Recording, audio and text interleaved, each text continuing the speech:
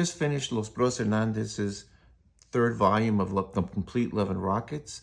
This one is titled Las Mujeres Perdidas and has stories by Jaime and by his brother Beto, but the main stories are Las Mujeres Perdidas and Act of Contrition by Jaime and Beto, respectively.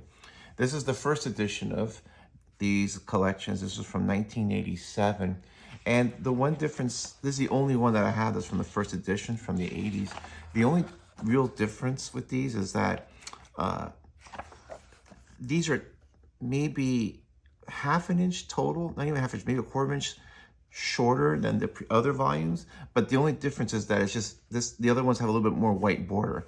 Also, this is the paper that was used in the comics. The other volumes subsequently were printed on the glossy kind of paper. The real difference really is that this is probably more how it was meant to be read, but the glossy paper really brings out the blacks. And there's a lot of blacks and a lot of inks in some of Jaime's work. So it's just a different way of seeing it. Books are well made. I mean, this book was published in 1987. So this book is almost 38 years old. Still holds together pretty well. I got this for really cheap. Maybe which free, including shipping, which was free, you know, all that stuff, maybe $6, $5-6. I just want to point out this. I know that, and I always bring this up, but this drawing looks like something out of Sin City, but Sin City came out several years later. And I know that Sin City was an extension of what Frank Miller did with Daredevil, and I know that's appeared after Frank Miller's Daredevil, but I keep saying that there's a lot of work either by Beto or by Jaime that looks a lot like, there's certain like panels that look a lot like Sin City. So I'm not saying Frank Miller got the idea from Love and Rockets, but maybe Love and Rockets got the idea from Frank Miller, but it's just, I see this all the time, so I'm going to keep pointing it out because I don't know how much Frank saw this and said, and decided to rip himself off as opposed to having somebody rip him off. But this is a gorgeous use of shadows and lighting. Just really cool. Let's go. The first long story is Las Mujeres Perdidas, which means the lost women in Spanish. And it's an interesting title because there's a lot of women here that are in one way or another lost, but in different ways. It starts off with this reporter that wants to find Rand Race and do an interview. In the meantime, you have Maggie here who has a thing for Rand Race that he's kind of clueless about. So she's kind of lost as far as like, she's really crazy about this guy and he doesn't know, but she doesn't know how to bring it up. So she's kind of like searching for something, almost like lost. And then here's the reporter who's trying to get an interview with Rand, and he's like not interested. And you see later on, she actually has feelings, develops feelings for Rand, and actually goes to bed with him. And then he kind of like, it's like a fling, but you can tell that she wants something more. So there's that. This is a beautiful intro for the second installment. This looks a lot like something Patrick Nagel would have done. And this was done in 84, and 84 was the year that I think Patrick Nagel died, but he was just starting to rise to real prominence. But this just looks like something that Patrick Nagel would have done. I just love this one shot. It's just really, really beautiful. I mean, Jaime is like by issue 6 or 7 on this thing, and he's just like, he's already becoming a goat. You have that. Then you have Hopi, who's Maggie's friend, maybe lover. And, you know, she's getting letters from Maggie about what's going on, where they're at. They're on some assignment somewhere. And later on, when Maggie is like reported to possibly killed in some explosion, you could tell that she's having a hard time handling. So she's almost kind of lost. Like she has feelings for Maggie, but kind of like doesn't want to admit it in a way. Penny Century pops up later, And even though her partner is like this super rich guy, you can tell that there's something unfulfilled about her. And then later on in the events that follow here, there's an actual explosion on the site where they're working on, and her and Rene Tetignon, the former wrestler, are actually in the sewers underneath the facility that blew up, and they are physically actually lost. And people are looking for them and try to rescue them because they're underneath these sewers, and they don't even know if they're alive or dead or not. So they're lost in different ways. They're lost either emotionally, they're lost in some of the things that, maybe they feel fulfilled. They're actually lost. Rena also has the issue because she's older now, and you see her in flashbacks thinking about when she was younger and vibrant and strong, and she's older now. So it's harder for her to do things, and maybe she's not as assured of herself as she would have been, 20, 30 years previously. It's just a really long, great story. And this story furthers the narrative of what's going on with Jaime's world. At the same time, it does great character development.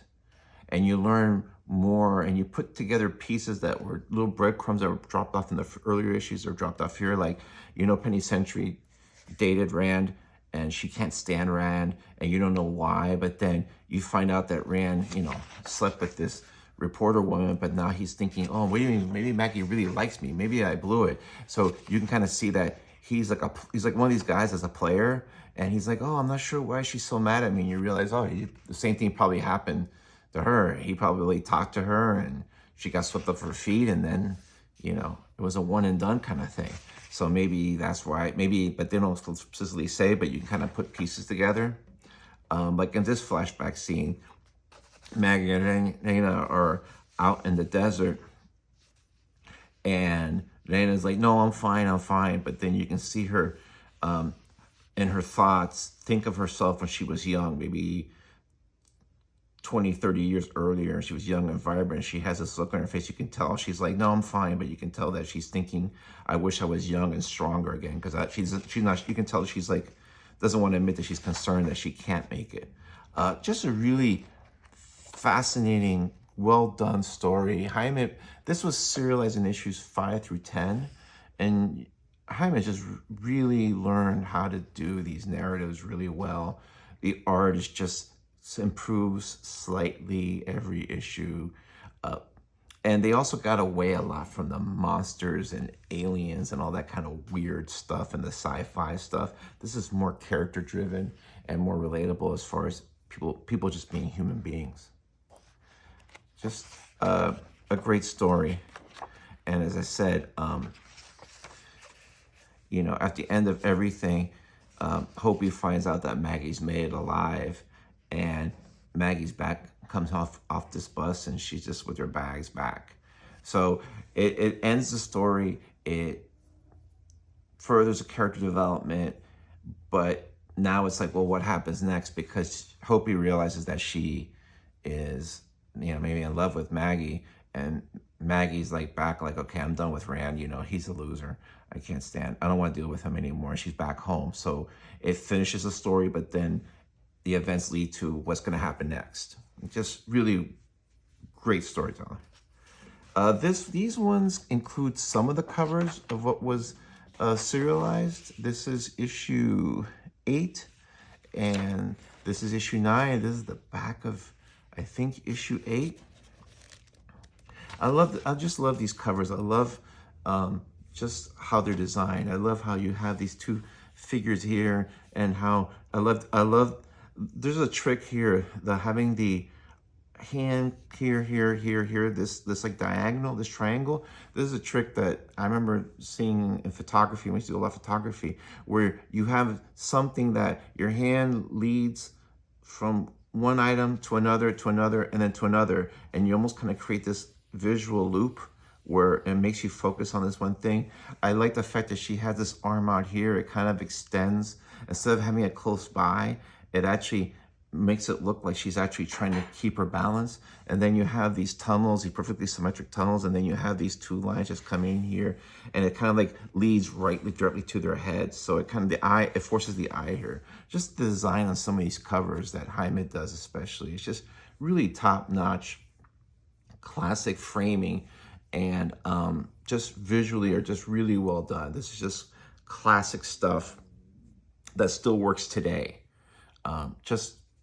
I see as a photographer, just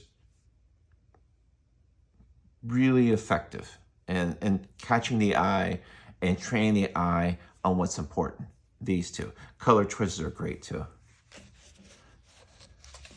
This is Love and Rockets 6, the cover. Now, the stories here are serialized from issues 5 to 10, so they put some of the covers, but not all the covers.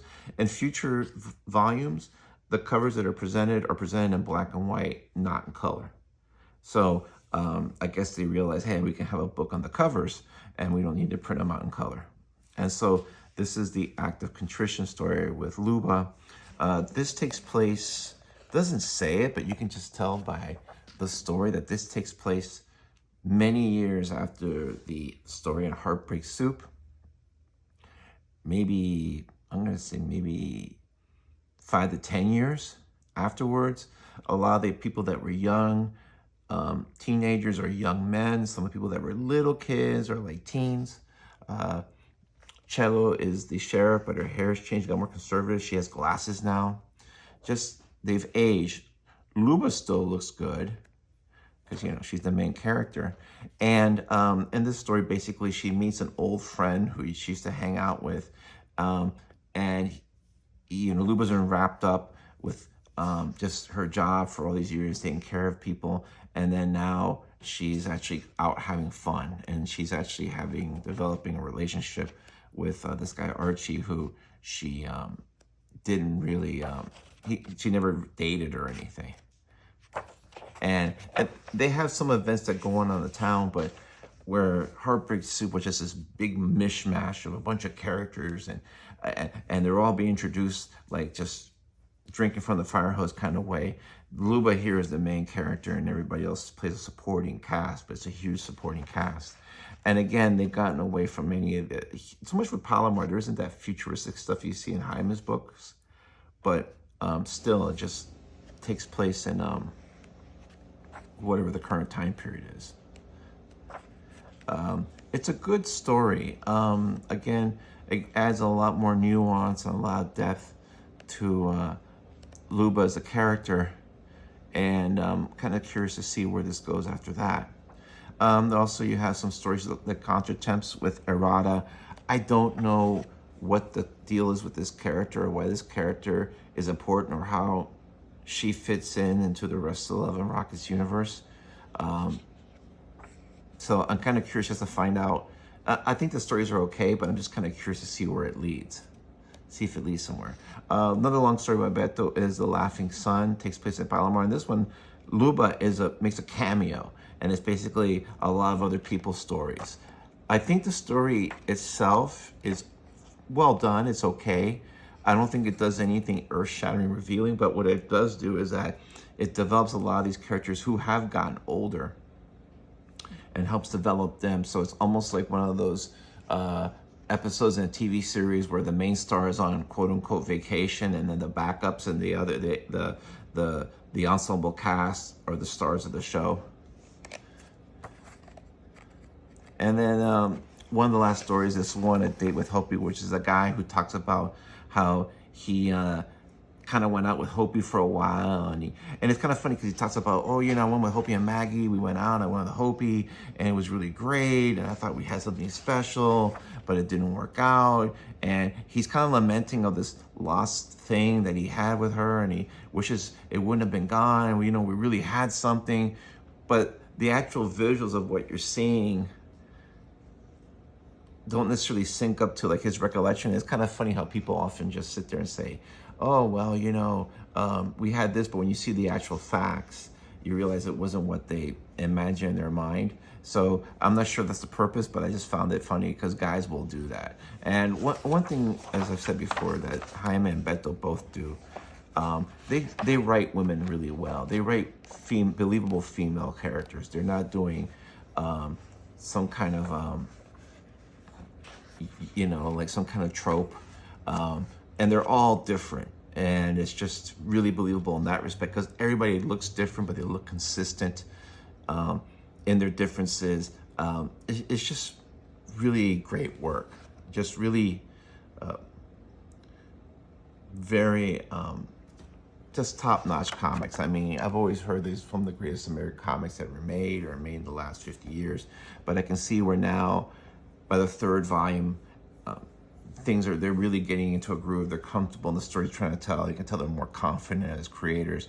And I said before, I got these trades. I didn't care about reading all the issues in order, like in the complete 50, or reading them in other formats. I didn't want to chase after all the individual issues. I like this format because for me, it's easier to read one long story that's been serialized as one long story and not read issue after issue after issue. I think that works better when you're younger or you have a lot of free time, but I'll be honest with you, I have limited free time. It's hard to keep all these stories unless you read them 5 or 6 times. It's hard to keep these stories like 2 months later, what's going on, to go back and reread it.